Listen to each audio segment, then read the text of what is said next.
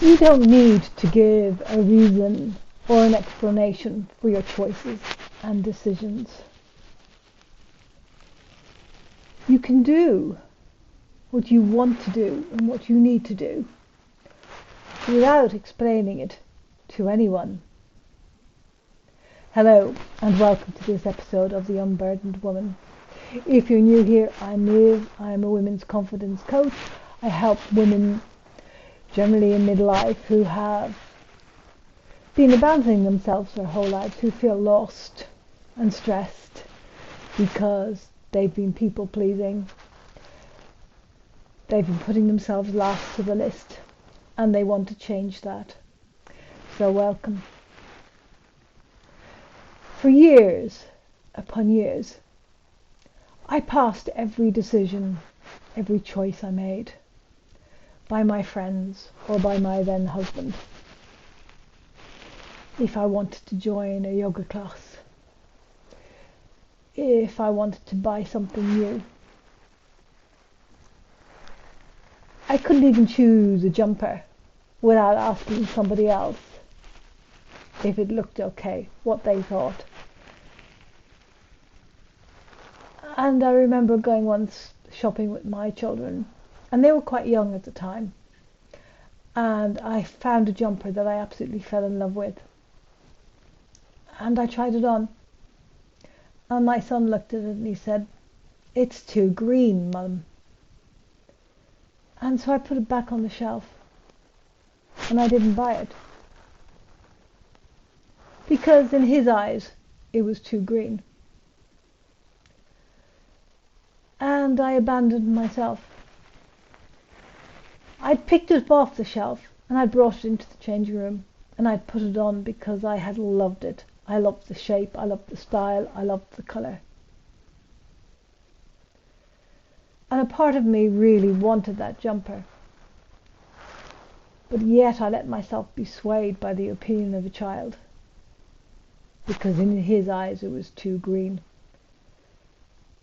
And that's not his fault. I take full and total and utter responsibility for that, for abandoning myself, for allowing others' opinions to rule my life. Because I felt so insecure, so unloved, so lost in a way that I couldn't even make the simplest decision by myself because I just did not trust myself to make even the simplest decision. I could not trust myself to buy a jumper that I loved because I wasn't sure that I should love it. I mean, yes, there's always money issues as well. Can I afford it? The environmental issues, do I need it? And I can play all those excuses in my head as often as I like. Yeah, I don't need another jumper. I've got a wardrobe full of them. I could use this money for better things. We could turn the heating up a notch, have the house a little bit warmer. There's all sorts of things that would be going through my mind. But the fact that I loved something, that I wanted something, at that point in my life was not good enough for me to actually just buy it. I had to seek the opinions of others and weigh them up too. And then usually I would abandon myself, what I wanted and what I needed, just so as to not make other people uncomfortable. For example, in the early years of when I was dating my ex, there were certain clothes of mine that he did not like. And so I stopped wearing them. And over the years I became a person that wore only black, navy or grey. Because I didn't want to upset him. I didn't want him not wanting to be seen with me or to go out with me because he didn't like my choice of colour or choice of clothing. And I was abandoning myself, because the reality is I'm a purple girl. I mean, I do wear lots of grey, but I love purple. And nowadays, most of my wardrobe is either purple or green, shades of purple or green, because I've stopped abandoning myself. And I used to think that I didn't really need to love myself, that loving myself was selfish, that loving myself meant putting everybody else in the background, that loving myself was what arrogant people did, that loving yourself was that it was difficult, that you had to be perfect, that I had to have everything right before I could love myself. Now I know that loving myself is a lot easier, a lot simpler than that. Loving myself starts when I stop abandoning myself, when I stop listening to the opinions of others and to the inner voice in my head, when I stop letting other people's opinions be judge and jury on how I run my life, when I start doing things for me because I want to do them, because they feel good for me. That's how I start to love myself. When I choose to take a Sunday afternoon nap because I need one and I want one, and I don't ask anybody else whether it's a good idea, or I don't make excuses explaining how I've worked so hard all week, and I got up early on the Sunday morning and I swept all the floors and I mopped the kitchen floor and I emptied the dishwasher and then I put all the laundry away. So I deserve this nap. You know what? I don't need to deserve this nap. I can have a nap. I can choose to take time out to rest when I need to. And when I choose to do what I need and what I want, I stop abandoning myself. I stop abandoning my wants and my needs.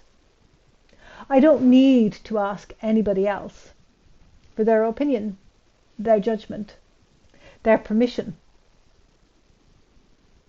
I'm a grown-up, an adult. I mean, sometimes I don't feel it. I think we all have that. But I have the autonomy to make my own decisions and my own choices. And I do not need to explain them to myself or to anyone else. I don't need to sit and listen to the voices in my head that tell me, oh, well, if you have a nap in the middle of the afternoon, you might not sleep tonight. Or you need to get this done, or that done, or the other done, or the sun is shining today, it might not be shining for the rest of the week, maybe you should go for a walk rather than having a nap. No. I'm not abandoning myself to the judgment in my head or the judgment of anybody else. If I choose to have a nap on a Sunday afternoon, that's what I do. About 10 years ago, actually maybe more like 15 years ago, I chose to do yoga. And at first it was 1 class a week. Now I do 3 classes a week. And they are in my calendar as what I refer to non-negotiables. They do not move for anything. Now I'm lucky, I have the luxury that I can set aside the time for 3 yoga classes every week, and I am totally grateful and feel very blessed that I can do that. But everybody around me knows that those times are fixed. They're set. They're mine. They're when I do yoga. And I very, very rarely move those times. Yes, if I have a friend that's come from far away and the only time I can meet her or him is at the time I would normally be at yoga, then yes, I will skip a class. If somebody close to me is really ill and needs my attention, then yes, I will skip a class. But I choose to do that, just like I choose to go to those classes every week. And I go to those classes every week because yoga is one of the things that keeps me fit, flexible, and grounded. I love my yoga. I love what it does for my mind and for my body. I love the little community I've built up around yoga.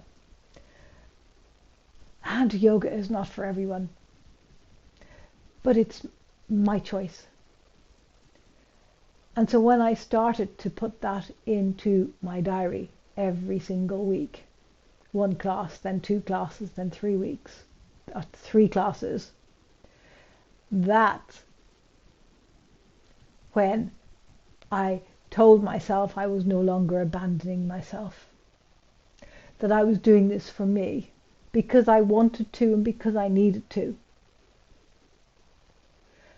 no matter what anybody else around me thought. No matter how many people said to me, oh, yoga is for hippies, yoga is woo, well, yoga is this, yoga is that, why do you want to do? You don't need to know why I want to do or need to do. It's my choice.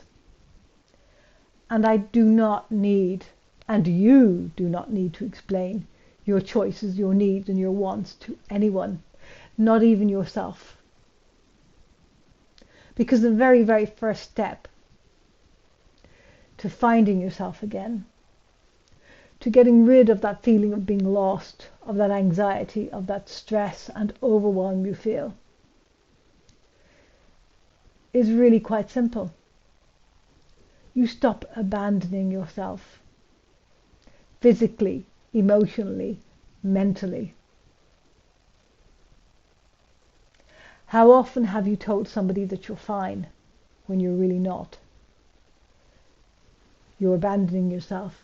You're dismissing your emotions, your feelings. You're maybe dismissing your physical aches and pains as well. You just get on with it. You just crack on instead of resting.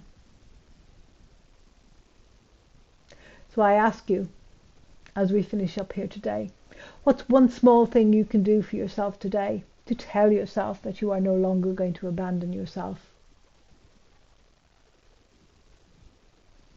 Thank you for listening, and I will see you on the next episode.